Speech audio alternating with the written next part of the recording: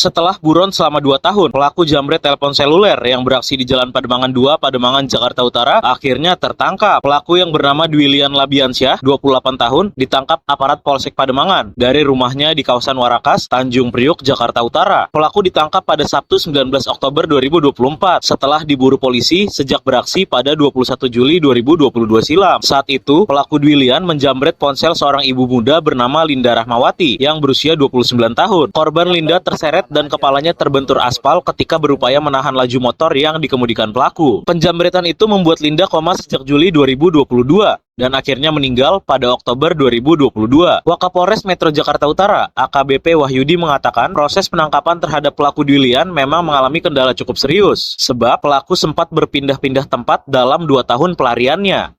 Kemudian sebelum meninggalkan dari TKP, suami korban juga sempat melihat dan juga karena berdekatan refleks juga menarik motor atau baju, tapi yang terpegang adalah tasnya. Nanti saya perlihatkan tasnya, terpegang tas ini kemudian tertarik. Nah, dari situlah petunjuk kita dapat. Dari petunjuk tersebut di dalam tas itu berisi dompet dan juga identitas dari pelaku. Pada saat itu juga tim dari gabungan Polsek Pademangan dan juga Polres Jakarta Utara melakukan penyelidikan karena sudah mengetahui langsung melakukan penggeledahan di rumahnya. Namun pada saat itu tidak ditemukan tahun 2022. Setelah itu upaya-upaya dilakukan oleh tim gabungan Polres Jakarta Utara, Satreskrim dan juga Polsek Pademangan selama sudah hampir 2 tahun. Hampir 2 tahun kita menemukan titik terang, kemudian mendapat informasi bahwa tersangka muncul kembali. Diamannya di daerah Warakas, Kecamatan Tanjung Priok. Di situ kami melakukan penangkapan dan syukur alhamdulillah tersangka berhasil kita amankan, dan juga terhadap tersangka ini kita kenakan pasal 365 junto ke 362 yang ancaman hukuman 15 tahun karena korban meninggal dunia. Sementara itu, Kanit Reskrim Polsek Pademangan, AKP IGD Gustiana mengatakan pada saat proses penangkapan pelaku sempat bergulat dengan petugas. Ini terjadi ketika anggota unit Reskrim Polsek Pademangan yang sudah melakukan pengintaian berjam-jam akhirnya mendapati tersangka yang bersembunyi di atap rumahnya. Namun, ketika hendak ditangkap, tersangka memberontak. Pergulatan terjadi hingga akhirnya anggota polisi terjatuh dari atap rumah itu dan terluka. Namun pelaku bisa ditangkap anggota lainnya. Dwilian akhirnya ditangkap dan karena telah melukai petugas, akhirnya yang bersangkutan ditembak pada kedua betisnya. Dwilian sudah ditetapkan tersangka dan dijerat pasal 365 KUHP tentang pencurian dengan kekerasan. Ia terancam hukuman 15 tahun penjara. Kita memberikan tindakan terukur lah kepolisian. Dan dia pemain tunggal dan dia pemain tunggal, sementara ini dia pemain tunggal. Saat kejadian pun dia pemain tunggal.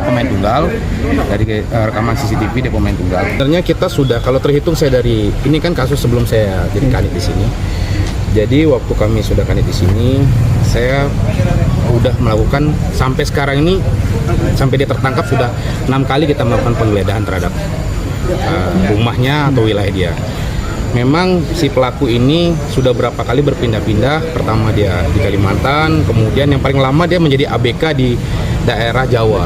Itu yang membuat kita kesusahan dalam melakukan penyelidikan. Terus yang kedua, minimnya saksi-saksi mengenai pergerakan dia. Terus ya dalam keluarganya juga tidak terlalu kooperatif saat itu, sehingga kita memang mengalami kesusahan. Cuma memang pelaku ini sifatnya sama juga. Dia tidak hanya melakukan kegiatan 365 atau pencopetan ini di luar wilayah, tapi di kampungnya dia pun di daerah Warakas. Hari Sabtu siang itu kita udah geledah rumahnya, kosong. Ternyata dia sembunyi di atas. Jadi di atap rumahnya itu sudah ada tempat untuk istirahat dia. Waktu kita geledah di bawah, dia lari melewati jendela atap rumah ke genteng tetangga. Memang sempat melawan juga.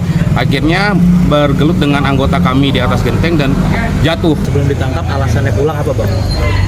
Jadi dia memang habitatnya dia adalah dia pemakai kan.